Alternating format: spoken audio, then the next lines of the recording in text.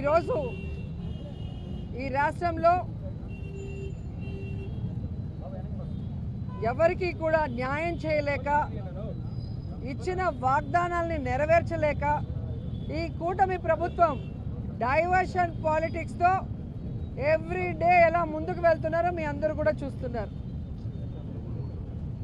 ఈరోజు మా ప్రియతమ నాయకుడు జగన్మోహన్ రెడ్డి గారి మీద, ఆయన సతీమణి భారతమ్మ గారి మీద, అలాగే మహిళలను కూడా చూడకుండా మా అందరి మీద నీచాతి నీచంగా పోస్టులు పెట్టి అవమానిస్తుంటే వారి మీద కేసు ఇవ్వడానికి వస్తే కనీసం ఆ కేసు ఏదైతే రిప్రజెంటేషన్ మేము ఇచ్చామో దానికి రిసీవ్ కాపీ ఇవ్వడానికి కూడా 10 ఫోన్లు చేయడానికి లోపలికి బయటకి తిరుగుతూ తర్జన భర్జన పడుతున్నారు. ఈరోజు ఇచ్చిన రిప్రజెంటేషన్కి ఒక రిసిప్ట్ ఇచ్చి ఆ తర్వాత దాంట్లో ఏముందో చదివి దాన్ని ఎలా ఇన్వెస్టిగేట్ చేయాలని పై ఆఫీసర్లని అడగటం మనం చూసాం. కానీ అసలు రిప్రజెంటేషన్ తీసుకొని రిసిప్ట్ ఇవ్వడానికే 100 సార్లు ఫోన్ చేయాల్సిన పరిస్థితి వచ్చిందంటే ఈ రాష్ట్రంలో పోలీసులు కూటమి ప్రభుత్వం యూనిఫామ్ వేసుకోకపోయినా వారికి పని చేస్తున్నారనేది స్పష్టంగా అర్థమవుతుంది. గతంలోనే చెప్పాం, ఇప్పుడు మళ్ళీ చెప్తున్నాం, పోలీసులు మీ నెత్తి మీద ఉన్న టోపీ మీద ఉన్న ఆ 3 సింహాలకి సెల్యూట్ కొట్టి న్యాయంగా పనిచేయండి. అంతేగాని రాష్ట్రంలో 3 పార్టీలు కలిసి కూటమి ప్రభుత్వంగా ఉందని ఆ 3కి సెల్యూట్లు కట్టి ఏకపక్షంగా మీరు నిర్ణయాలు తీసుకోవద్దు. ప్రజలు తిరగబడే రోజులు వస్తాయని కూడా హెచ్చరిస్తున్నాం. ఈరోజు ఏ విధంగా తయారయ్యారంటే చంద్రబాబు నాయుడు చేయాల్సిన తప్పులన్నీ ఆయన చేస్తాడు, చేయిస్తాడు. ఎదుటి వాళ్ళ మీద నిందలు వేసి శ్రీరంగ నీతులు చెప్పడం మనం గమనించాం. వ్యక్తిత్వ హననం అనేది చంద్రబాబు నాయుడు చేయటంలో సిద్ధహస్తుడు. తనకి పిల్లనిచ్చిన ఎన్టీఆర్ గారికే బట్టలు ఇప్పించి కార్టూన్లు వేయించిన గనుడు. ఇప్పుడు ఎవరైతే డిప్యూటీ సీఎంగా ఉన్నారో ఆయన పక్కన ఆయన తల్లి గారి గురించి, అలాగే చిరంజీవి గారి కుటుంబ సభ్యుల గురించి, మహిళల గురించి తప్పుగా రాయించింది ఐటీడీపీ ద్వారా లోకేష్ గారు అన్న విషయం అప్పట్లో పవన్ కళ్యాణ్ గారు ట్వీట్ చేయడము, తన ఫేస్బుక్లో పోస్ట్ చేయడం మనం అందరం కూడా గమనించాం.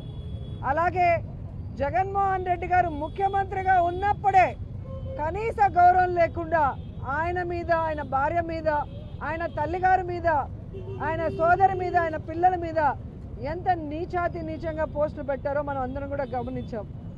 తప్పు చేసిన రోజు తప్పు జరిగింది అని చెప్పి వాళ్ళు క్షమాపణ కోరలేదు తెలుగుదేశం వాళ్ళు. ఆ తప్పు చేసిన వాళ్ళని శిక్షించేదానికి ముందుకు రావడానికి కూడా ఈరోజు ఆలోచిస్తున్నారు అంటే ఒకసారి ప్రజలు కూడా ఆలోచించాలి. ఎందుకంటే ఈరోజు రాష్ట్రంలో వైఎస్ఆర్ కాంగ్రెస్ పార్టీలో ఉన్న కార్యకర్తల్ని, నాయకుల్ని భయభ్రాంతులు చేయడానికి ఎప్పుడెప్పుడో ఏదో జరిగింది, ఏదో మాట్లాడారు అని దొంగ కేసుల్ని ఫైల్ చేసి కొంతమంది పెయిడ్ ఆర్టిస్టులతో కేసులు పెట్టించి ఈరోజు తప్పుడు సాక్ష్యాలు సృష్టించి, అంటే ఫేక్ ఐడీలను సృష్టించి వీళ్ళే తప్పుగా పెట్టి అవి కూడా ప్రూవ్ అయినాయి, మీ అందరు కూడా చూస్తున్నారు. కానీ వైఎస్ఆర్ కాంగ్రెస్ పార్టీ వాళ్ళని టార్గెట్ చేసి మొన్న సుధారాణి గారిని, ఆడపిల్లని చూడకుండా కుటుంబంతో హైదరాబాద్లో ఉంటే కిడ్నాప్ చేసి 5 రోజుల వరకు మరి కోర్టుకి సబ్మిట్ చేయకుండా ఎలా కొట్టారో జడ్జి గారి ముందర ఆమె తనకి తగిలిన దెబ్బల్ని చూపించింది, పోలీసులు వాడిన భాషను చెప్పింది, తాను ఎంత అవమానపడింది, ఎలా బాధపడింది, ఎలా దెబ్బలు తినిందో ఏడుస్తూ చెప్పడం కూడా మనం గమనించాం. అలాగే నిన్న కడపలో సునీత అనే మరొక పార్టీ కార్యకర్తని వాళ్ళ ఇంటికి మిడ్నైట్లో వెళ్ళి పోలీసులు ఎలా బెదిరించారో ఆ ఇంటి ముందున్న సీసీ ఫుటేజ్లో మీకే క్లియర్గా కనిపిస్తుంది. ఈరోజు మా వైఎస్ఆర్సీపీకి సంబంధించిన వాళ్ళు నిజంగా ఎవరైనా తప్పు చేస్తే మీరు కేసు పెడితే మేమేమనుకోం.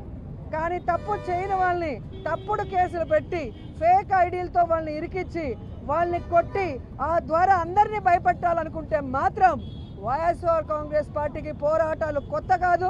మా నాయకుడు, మా బ్రాండ్. ఎవరికైనా అన్యాయం జరిగితే జగనన్న ఊరుకోడు. జగనన్న వెనక మేము సైనికుల్లాగా పోరాడతామని కూడా హెచ్చరిస్తున్నాం.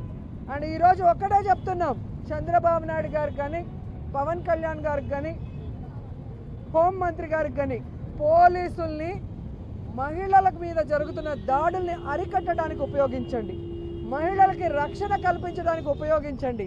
అంతేగాని వైఎస్ఆర్ కాంగ్రెస్ కార్యకర్తల మీద నాయకుల మీద తప్పుడు కేసులు పెట్టి అరెస్టు చేయాలని మీరు ఉపయోగిస్తే మీరు చరిత్రహీనులుగా మిగిలిపోతారని కూడా ఈ సందర్భంగా తెలియజేసుకుంటున్నాను.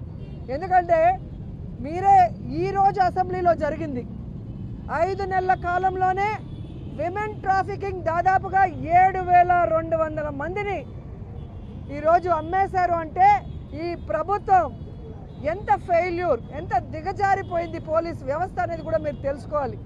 ఎందుకంటే గతంలో పవన్ కళ్యాణ్ గారు 34,000 మందిని విమెన్ ట్రాఫికింగ్ చేశారని మాట్లాడారు. అదే మనుషులు ఈరోజు అసెంబ్లీలో ఉన్నారు.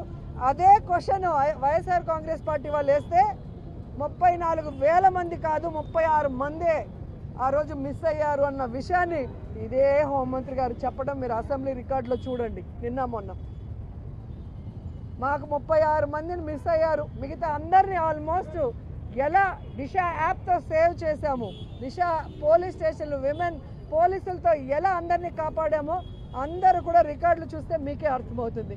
కానీ ఈరోజు 5 నెలల్లోనే 7,200 మంది అయిపోయారని ఈరోజు అసెంబ్లీలో జరిగింది ఆన్సర్ చెప్పారు. దానికి సిగ్గుపడండి అని కూడా ఈ సందర్భంగా తెలియజేసుకుంటున్నాను. ఈరోజు రాష్ట్రంలో చూస్తే అసలు ప్రజాస్వామ్య రాష్ట్రమా, ప్రజాస్వామ్యమా, నియంత్రిత ప్రభుత్వమా ఎవరికీ అర్థం కాని పరిస్థితిలో ఉంది. ఈరోజు మీరు చూస్తే హిట్లరు గడాఫీ కలిసి పరిపాలిస్తున్నట్టుంది చంద్రబాబు నాయుడు పవన్ కళ్యాణ్ గారు పరిపాలించడం.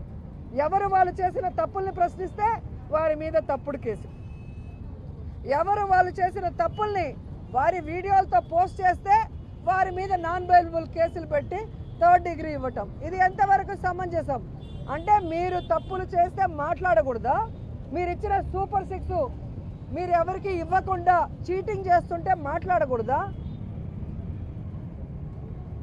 సో ప్రజల్ని కోర్టుల్ని తప్పుదారి పట్టిస్తున్న ఈ ప్రభుత్వానికి పోలీసులకి హెచ్చరిస్తున్నాం. పెద్ద పెద్ద నియంతలే కాలగర్భంలో కలిసిపోయారు.